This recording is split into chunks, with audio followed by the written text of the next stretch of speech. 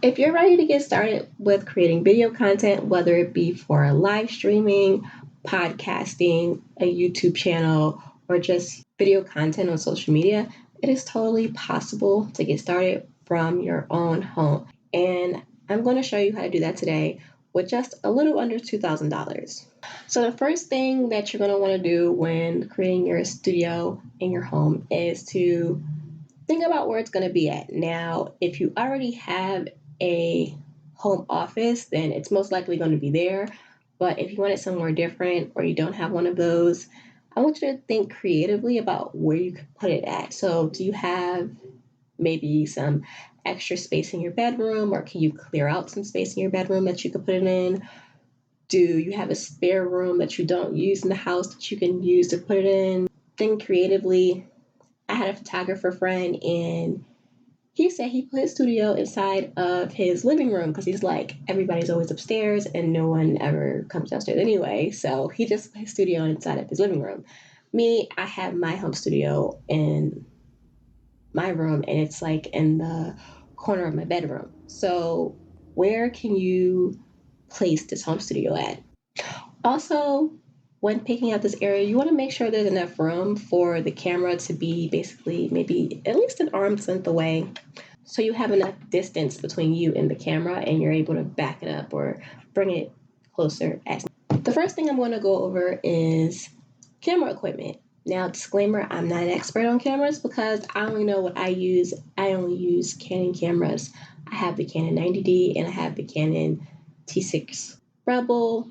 But I do know that not every camera is created equal. So what you want to do when you're first looking for cameras is you want to create a list of things that you want your camera to have.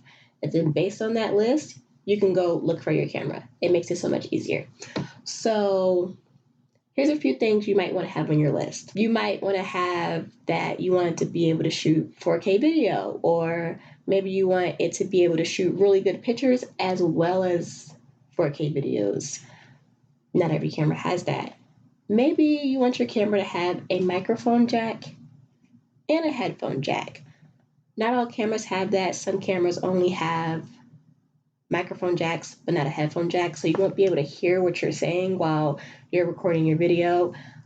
I have a headphone jack on my camera, and I think it's very useful for when I'm doing like video podcasting and stuff like that. Also, maybe you want to be able to flip the screen around and you want to be able to see what you look like while you're recording. Again, not every camera has that. So these are just a few things that you can have on your list for a camera. You might have some extra things, but just make sure you write that down before you actually go out to go buy your camera. So when going out for your camera, I want to say create a budget of about $400 to $1,200. You know, that is a pretty wide range, but depending on what type of features you want your camera to have, you know, you're going to want some wiggle room in there. The next thing you're going to want to start looking for is audio equipment for your camera or for your video content. Now, this is one of my mistakes that I made when I first started creating video content. I did not use audio equipment. I just used the camera's audio, which is completely fine for when you're just starting out. But you're definitely going to want to get audio equipment sooner than later because it just makes your life a whole lot easier. So there are 3 types of audio equipment that you can use to go with your camera or to put inside of your studio.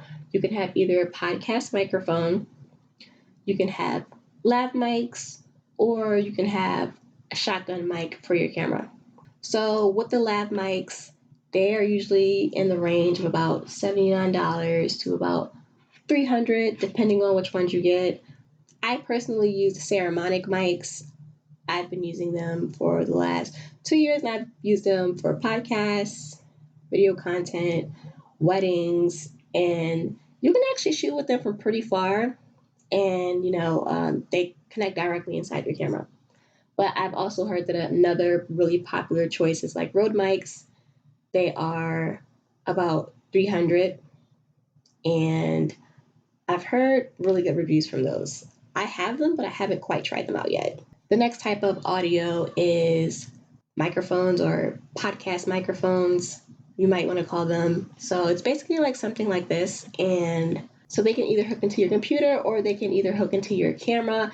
I like them to be able to be hooked into my camera because then I don't have to like sync the audio together. The podcast microphones, they're in a range of different prices. They can be anywhere from like $50 to like $150 for good ones. I have used the Blue Yeti microphones, and then I also use the HyperX. This is the HyperX microphone right here. And the last type of microphone is the camera shotgun mic. So basically, you just attach them on the top of your camera. So the best thing to look out for when you are looking for audio is, do you want to hook it up to your laptop or your computer, or do you want to hook it up to your camera? Me, I like to have it hooked up to my camera because it's less work when I'm editing, but maybe you're doing like a podcast or you're doing live streaming. The next thing I'm going to talk about is your lighting. Now, there are two types of lightings that you can have. There's like the main lighting that lights you up, and then there's the second type of lighting, which is accent or background lighting, which you basically put in the background. Now, if you're going for simplicity with lighting, I recommend at least like an 18-inch.